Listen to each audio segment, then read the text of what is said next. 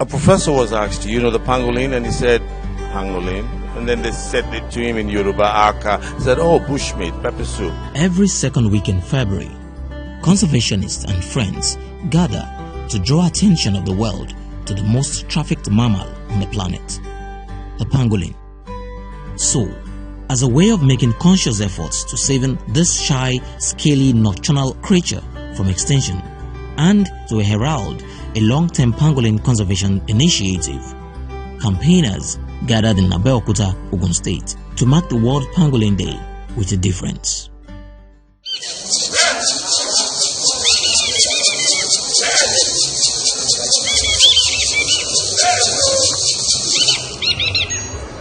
We're using the World Pangolin Day to create awareness, to let people know that there's a problem somewhere, that there's a problem with the animal called the pangolin, that the pangolin is going into extinction, and that people are driving it seriously to extinction. It's 85 million years old. It's there in the wild, and in our traditional setting, it's been a part of us. All of a sudden, it became a commodity that there's a big demand for. And the biggest demand is coming from China, because China officially allows 60 tons of pangolin scales to come into the country.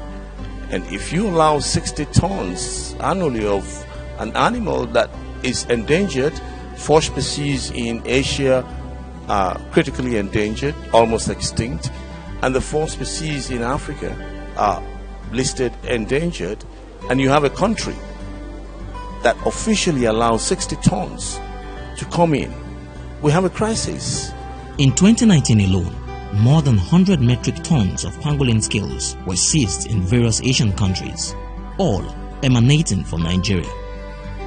Recently, the Nigeria Customs Service in Lagos seized 10.2 billion naira worth of pangolin scales and another 9.5 tons elsewhere in the country. Nigeria has been cited as the eye of the pangolin storm, as it were.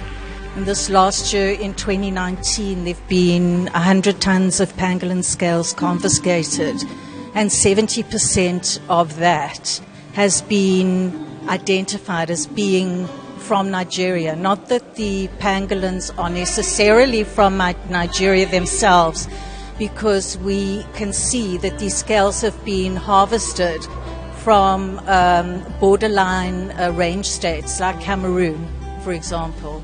The pangolin does no harm to any other animal. It just feeds on ants and termites. So we should leave it in its natural environment, because it doesn't cause any damage to us. It doesn't destroy crops in the gardens. It doesn't attack human beings. We better leave it in the jungle.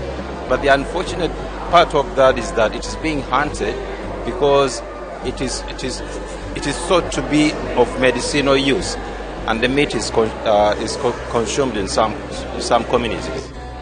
And that's why we're building what we call the social enterprise network.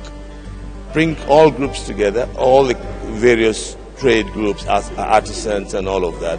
And we're starting off with the grass cutter.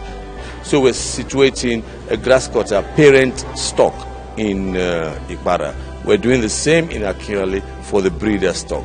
We're doing another in Imala, which is on the way to Ayetoro.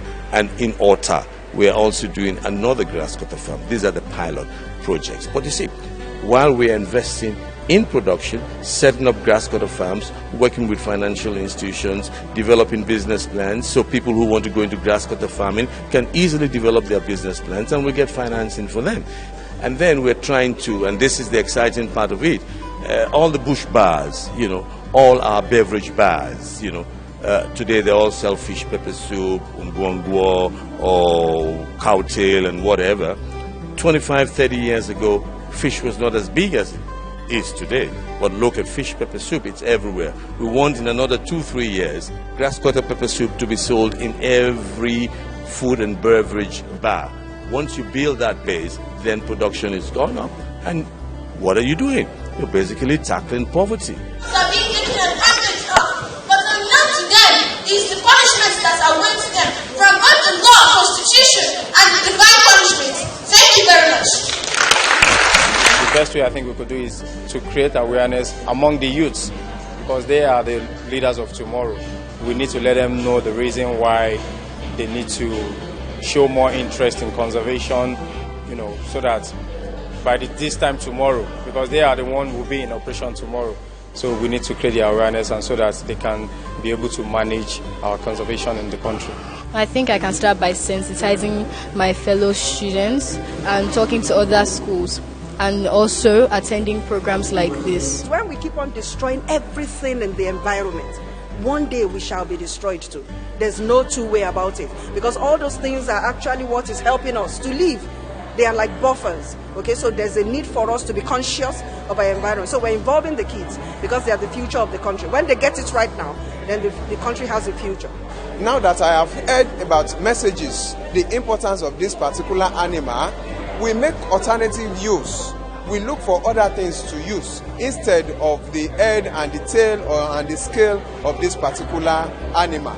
So we need to go back into the society, the rural dwellers, the rural people. We need to preach it to them how to preserve this particular mammal. To go around all my traditional colleagues, both senior and junior, to declare pangolin as endangered species. It could be the traditional council where you reside. It could be the state council where you are, and so others students have it. Through this forum, we will be able to talk to ourselves and create awareness amongst them all. For sure, it will be done.